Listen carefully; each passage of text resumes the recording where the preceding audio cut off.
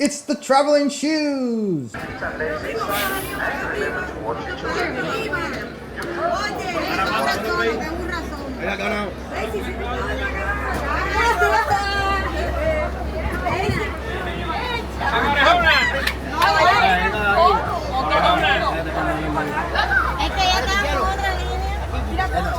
to that right hand side, please watch his hands, arms, feet, and legs. Those doors are going to slide on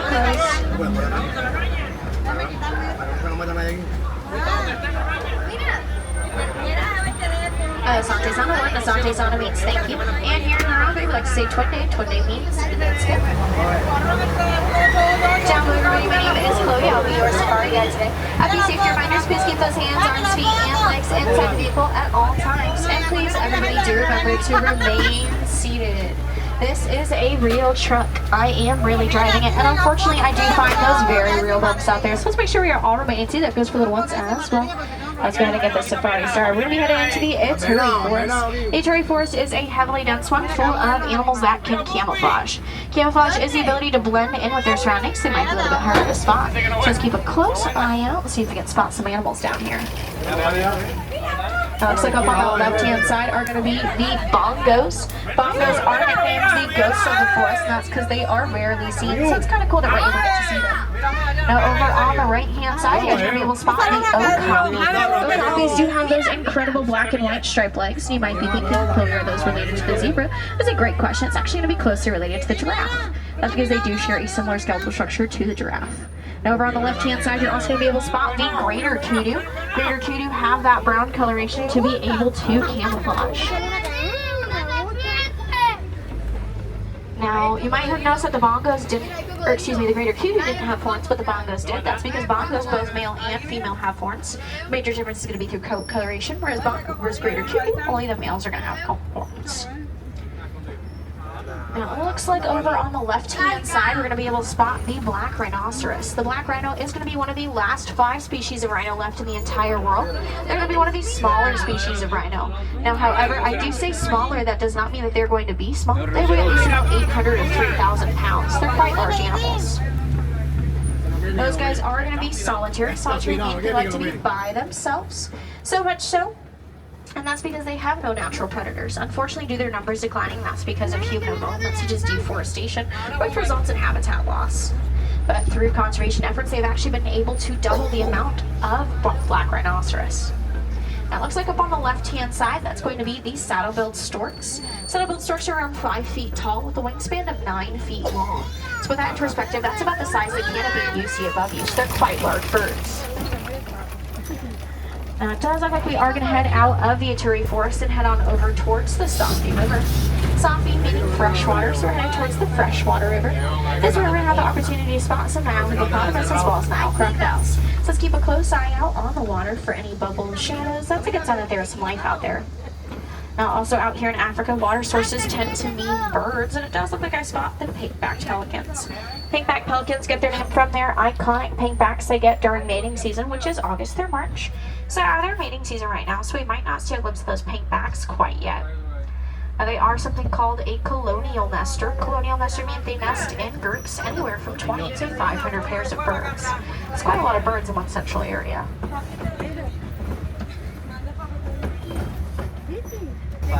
Throughout the safari, both adults and children do have to remain fully seated at all times, please. Now let's go ahead and find some more animals out here. Now what we are looking for right now is a bloat of Nile hippopotamus. A bloat is what you call a group of hippos. Now, bloats are going to consist of females and their offspring. Males, once they do reach maturity, will leave the bloat for a solitary lifestyle.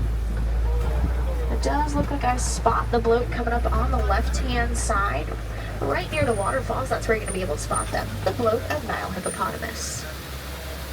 Like I said, you can kind of spot them down there. Now, also coming up on the left-hand side are the Nile crocodiles. Nile crocodiles are the largest reptile in Africa, being around 16 feet long.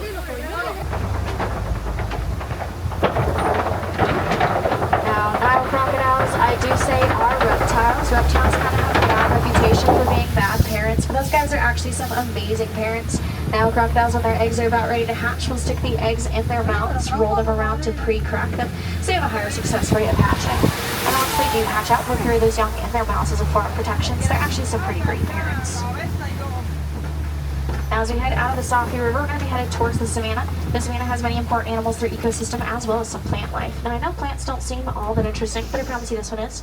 Up here on the right hand side is what's called the baobab tree. The baobab tree is going to be a pretty important tree, so it's actually given the nickname Tree of Life, and that's because during the rainy season, this tree will soak up all of the water with its roots, store that water in its trunk, and then during times of drought when animals cannot find a water source, they will flock to the trees, uproot those roots, and consume the water source. Hence its nickname, Tree of Life. And as we head down into the savanna, we're going to see a little bit different animals than what we saw in the Aturi forest. The animals down here are going to rely less on camouflage and more on safety in numbers. So the herd size are going to be a little bit larger and the colorations might not seem as useful to camouflage, and that's because sometimes coloration has a different job to do than blending, and the savanna has a pretty wide open area, so it's kind of like hiding in plain sight. So let's go ahead and keep a close eye out and see if we can spot any animals out here. Now it looks like coming up on the right hand side, we're going to be able to spot the Hartman's mountain zebra. Hartman's mountain zebras do live in a group called a dazzle, so what we see out here is a dazzle of zebra. Now, they are going to be the Hartman's mountain zebra, and that's because they have something called a dewlap. A dewlap is an extra piece of flabby skin at the bottom of their necks that allow them to regulate their temperature. No other subspecies of zebra is going to have that same dewlap, hence how you know that those are the Hartman's mountain zebra. Now, they also have those white bellies, so paired with the dewlap and the white bellies, that's how you're going to be able to tell. Now, I did mention that their group is called a dazzle. I like to say give predators the old razzle-dazzle, as those guys are actually meant to confuse predators rather than camouflage. That's because once they all start running around in different directions, predators can't see where one zebra starts and one zebra ends. They just look like a jumble of stripes. Now, it looks like there are some rock formations up ahead, which is a great sign that we might see some predators. Predators tend to use a rock formation as a form of den. It does look like along the tree lines out here on the left-hand side are the African painted dogs. African painted dogs will be one of the most successful hunters in all of Africa, even being more successful than cheetahs and lions. Now, they kind of look like hyenas, but these guys aren't part of the Hyenidae family. They're part of the canid family, the dog family. Despite being part of the dog family, they actually have 4 toes. They're going to be a little bit different than domestic dogs as well as wolves. Now, if you look on the left-hand side, out in the shade, you guys are going to be able to spot the sable antelope out there. Sable antelope are going to be an extremely unique antelope species, as when faced with a fight or flight, they're going to be one of the only species to choose to stand their ground and defend themselves rather than run away from danger.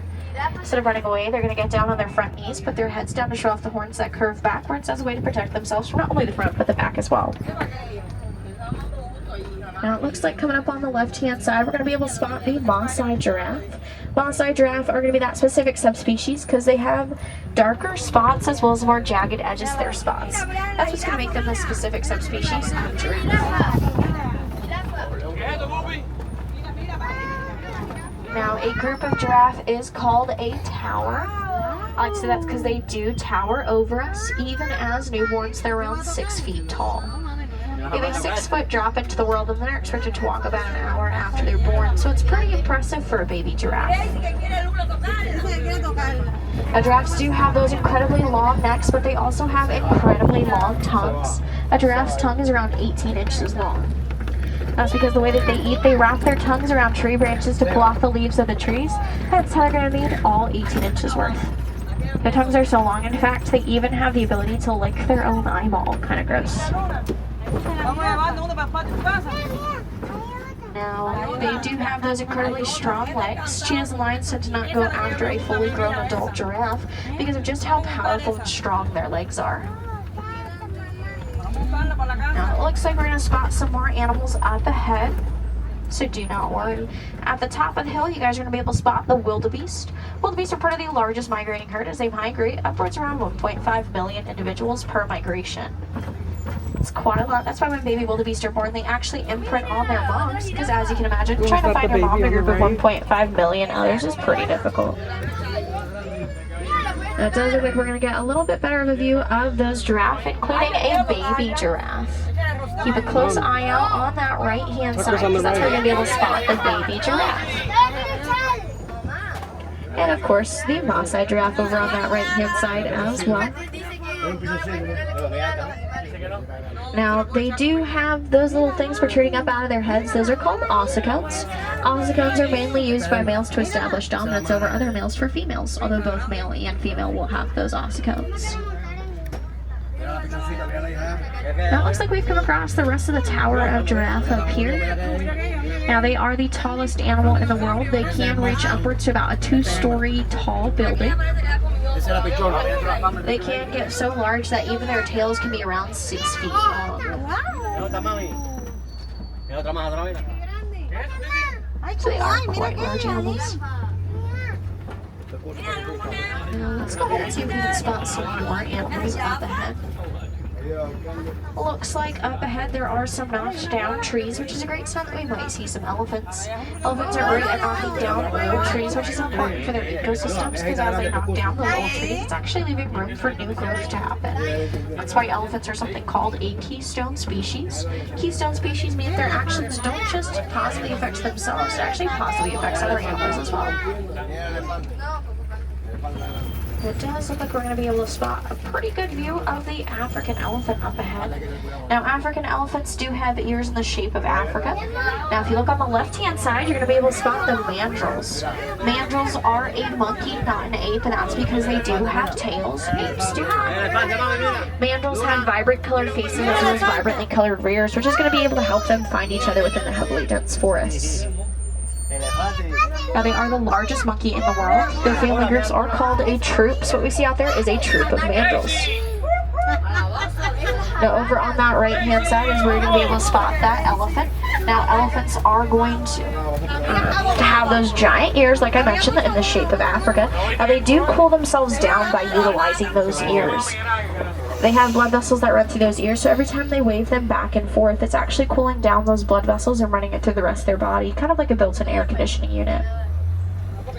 And they do also have those white things protruding out of their faces. Those are called tusks. Tusks are made of ivory, which is quite unfortunate, as that is what they are poached for, which makes them that endangered species of elephant. Now, a conservation project that I always like to talk about is elephants and bees. During times of conflict between farmers and elephants were unknowingly eating and destroying the crops of farmers, and farmers unfortunately decided to retaliate and harm those elephants. Now, of course, something that we don't want to happen, so conservationists got involved to see if they could safely deter those elephants away. They found out that elephants are actually scared of bees. So they put beehives in the farmer's fencing to see if that would safely do the trick, and guess what, guys? It actually worked. Those elephants were scared away by those bees, which kept the crop safe, which kept the elephants safe, as they no longer had to face the retaliation from those farmers. Farmers were able to make income from not only the crops, but the honey from the bees as well, and the bees were able to pollinate the crops, so it was a win-win situation for both elephant and farmer.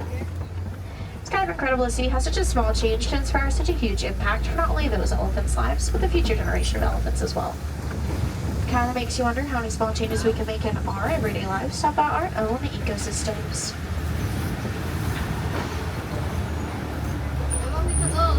You might be wondering, why would an elephant be scared of a bee? And that's because elephants have trunks, and bees are small enough to get into those trunks. Now, as you can imagine, it might be a little bit scary for those elephants, as their trunks are going to be an important way of life for them, as that is how they eat and drink with those trunks. I do say with their trunks, not through their trunks. They can't actually eat or drink through their trunks. It's just going to be a mover up to their mouths. It's not going to, I like to say, it's not necessarily going to act like a straw. It's more so going to act like a spoon. Now, they are a herd animal led by a matriarch. The matriarch is a dominant female. She's going to lead her herd of other females and their offspring. Males, once they do reach maturity, will actually leave the herd for a solitary lifestyle. However, sometimes they are found in bachelor herds. Bachelor herds just being a small herd of male elephants. It looks like we are headed towards the watering hole. The watering hole is a great reminder for all of us today to stay hydrated. It's also a great place to find animals, because just as how we have to stay hydrated, animals also do as well. Just keep a close eye out and see if we can spot anything around here. Now, it looks like up ahead on the left-hand side, we're going to be able to spot not only the elephants, but as well as the flamboyance of flamingos. A flamboyance is what you call a group of flamingos. These are greater flamingos. Greater flamingos get their pink coloration from their diet. Baby flamingos actually hatch out a grayish-white coloration, and then as they grow older and eat food such as shrimp, they're going to get pinker and pinker. So you might see some that little gray, a little white. Those are going to be some pretty young flamingo. Whereas flamingos that have a little bit more of that pink coloration, those are going to be more mature flamingos. Now it does take quite a while for them to get to that pink coloration, almost a total of 2 whole years. They are a non-migratory bird. Non-migratory meaning, you guessed it, they aren't going to migrate. So they're going to stay in their one water source until those resources dwindle, and they'll choose to move to a more abundant water source. I've had quite good luck seeing all those animals so far, so let's hope that luck continues as we head into another portion of the savanna. Now, although it's not an animal, up on the left-hand side is a mud wallow. Mud wallows are going to be super important for the animals' lives out here, as it actually serves as a form of sunblock. Animals will roll around in that mud wallow, coat their skin with a thick layer of mud, and then, like I said, be able to sunblock themselves. So though it may not seem all that interesting, it is going to be pretty important for all the animals out there. It also help cool themselves down. As I like to say, it's kind of like our equivalent of misting ourselves. Now on the left-hand side, right up here, you guys are going to be able to spot the cheetahs right underneath that tree. Cheetahs are going to be one of the fastest animals in the world, as they can reach speeds from 0 to 70 in only 3 seconds. They'll be right underneath that tree back there. Now, cheetahs are going to be great at camouflage, but they're even better at running. These guys are able to reach speeds from 0 to 70 in only 3 seconds. Use their ability to camouflage to sneak up on their prey. Use their long legs to reach speeds from 0 to 70 in 3 seconds, and use their long tails to help keep balance. So everything that makes a cheetah is what makes them successful during their hunts.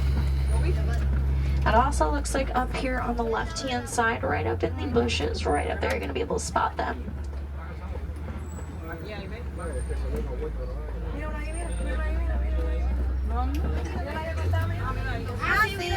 They are a pretty unique big cat, as they're one of the only ones that have the ability to purr, but they cannot roar. Other big cats have the ability to roar, but not purr. So that's going to be what makes those cheetahs so unique. They also are one of the only big cats to have semi-retractable claws. They can't fully retract their claws. Up here on the left-hand side, on that flat rock, those are going to be the lions.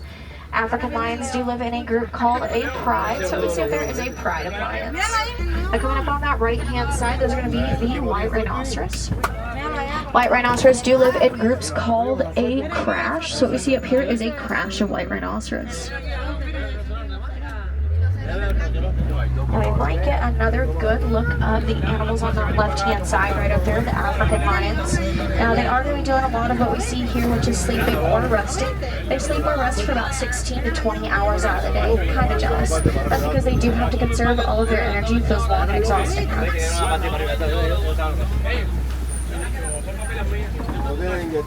Now they are also a pretty unique big cat, as they're one of the only big cat species that will hunt cohesively within a group. All the other big cats will hunt in a solitary lifestyle. Now we're going to try and get a little bit better of a view of those white rhinos on that right-hand side up ahead, so keep a close eye out because you'll be able to spot them.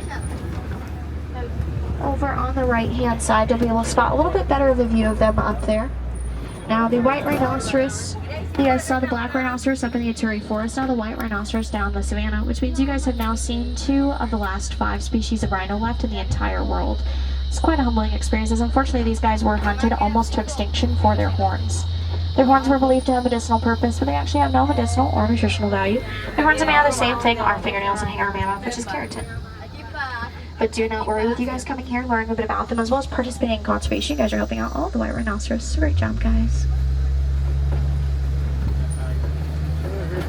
It doesn't look like I spot any animals over here, so we're going to continue and see if we can find some more. It does look like we are going to head out of the Magadi Glen, or excuse me, of the savanna, and head towards the Magadi Glen.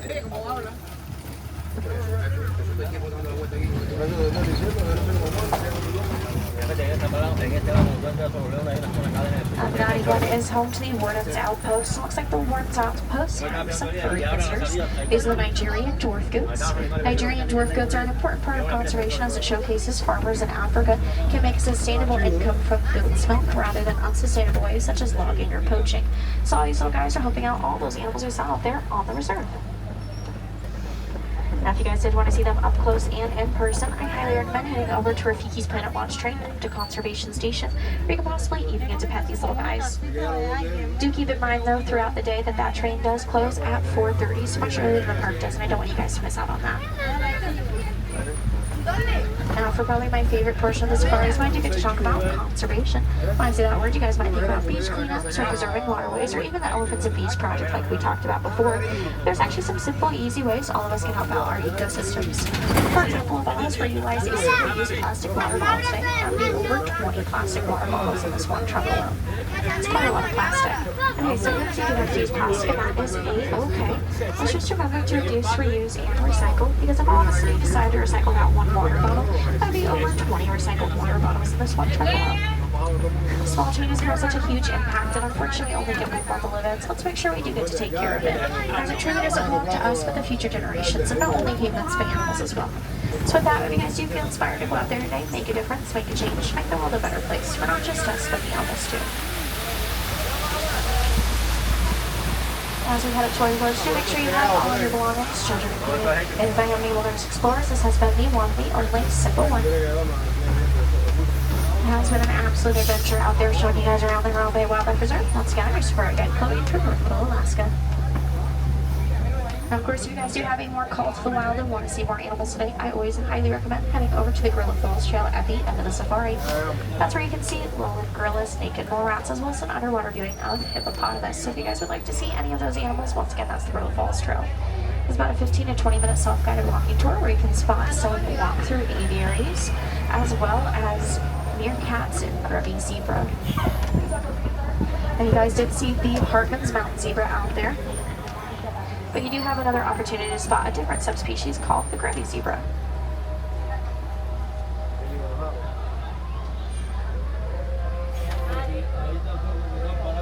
Now, there's also always Festival of the Lion King. Festival of the Lion King is kind of like an off-Broadway version of the Lion King show, where you can see singing, dancing, acrobatics. It's actually a pretty cool show to get to see, and it's also indoors. So if you guys need a little bit of a break from the Florida weather, I highly recommend going and doing that. Now, speaking of Florida weather, if you guys go to any of the quick service food places, ask for a cup of water, you'll get a cup of water for free. And who doesn't love free things at Disney?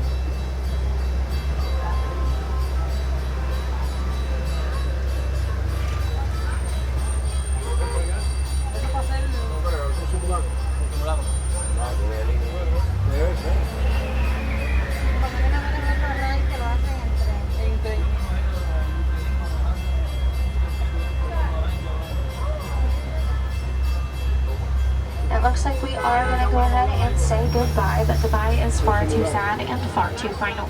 So instead of saying goodbye, I will teach you guys a Swahili word, which is Kwaherini.